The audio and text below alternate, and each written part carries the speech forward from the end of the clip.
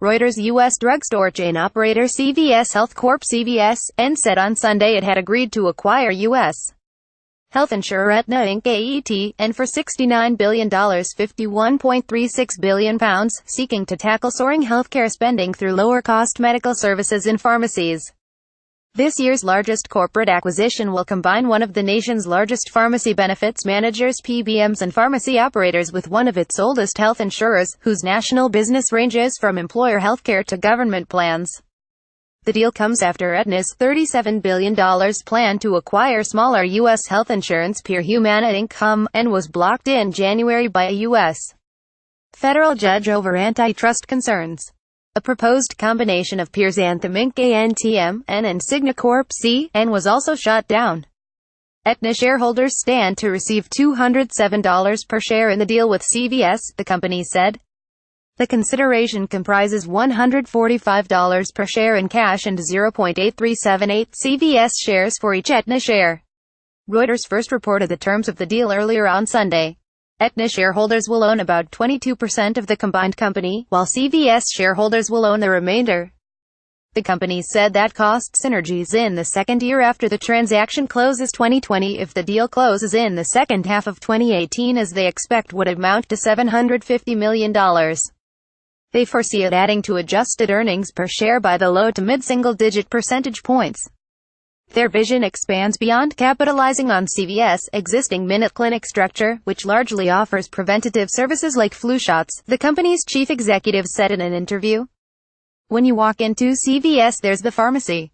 What if there's a vision and audiology center, and perhaps a nutritionist, and some sort of care manager, CVS CEO Larry Merlo said. Aetna will be operated as a separate unit and Aetna's existing leadership is expected to run the Aetna businesses, Merlo said. Aetna will have two of its directors, in addition to Aetna CEO Mark Bertolini, join the board of CVS. The deal comes as healthcare payers and pharmacies are responding to a shifting landscape, including changes in the Affordable Care Act, rising drug prices and the threat of competition from retailers such as Amazon.com Inc AMZN. CVS plans to use its low-cost clinics to provide medical services to Aetna's roughly 23 million medical members. In addition to health clinics and medical equipment, CVS could provide assistance with vision, hearing and nutrition. A combined insurer and PBM will also likely be better placed to negotiate lower drug prices, and the arrangement could boost sales for CVS's front-of-store retail business. The company expects to invest billions of dollars in the coming years to add clinics and services, largely financed by diverting funds away from other planned investments. That could eventually cut costs substantially, with the clinics serving as an alternative to more expensive hospital emergency room visits. File photo. People walk by a CVS pharmacy store in the Manhattan borough of New York City, New York, U.S., November 30, 2017. Reuters. Shannon Stapleton. File photo. Meanwhile, deeper collaboration between Aetna's insurance business and CVS's PBM division could drive down drug costs by adding clients and boosting the PBM's leverage with drug makers. Independent PBMs have long been criticized for potential conflicts of interest with insurance company clients, because they could potentially keep cost savings from drug negotiations rather than passing them on to patients. Health insurers meanwhile have sought to cut costs amid steep prescription drug price rises and requirements to care for even the sickest patients under the Affordable Care Act. Large corporate customers of Aetna are taking a wait-and-see attitude regarding the impact on costs, benefits, experts have said.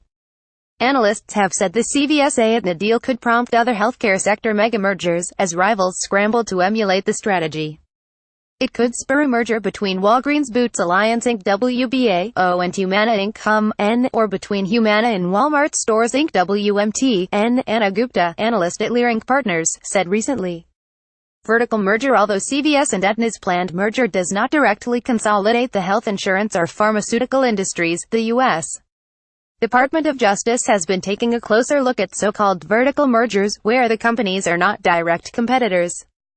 Last month, the Justice Department sued to block Aetna Inc.'s T.N. planned $85.4 billion merger with Time Warner Inc. TWX.N, saying the integration of a content producer with a distributor could reduce consumer choice. The CVS-Aetna deal could attract similar scrutiny if regulators feared it could block Aetna customers from frequenting other pharmacies or contracting with other PBMs, several investors said, asking not to be named because they were not authorized to talk to the press. But four antitrust experts said there is little doubt the deal will be approved, although it might need to meet conditions to convince antitrust enforcers to sign off. It is unclear whether it would be evaluated by the U.S. Federal Trade Commission or the Justice Department, but that decision might be made based on which agency is less busy, said Matthew Cantor of law firm Constantine Cannon. The companies want the FTC to get it.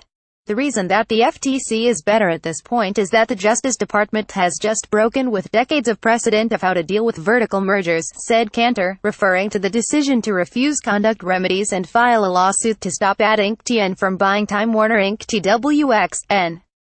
Barclays and Goldman Sachs served as financial advisors to CVS, and Centerview Partners also provided financial advice to CVS's board. Shearman Sterling LLP, Deckard LLP, and McDermott Will Emery LLP were legal advisors to CVS. Lazard Limited and Allen Company LLC were financial advisors to Aetna, and Evercore served as independent financial advisor to Aetna's board. Davis Polk Wardwell LLP was Aetna's legal advisor.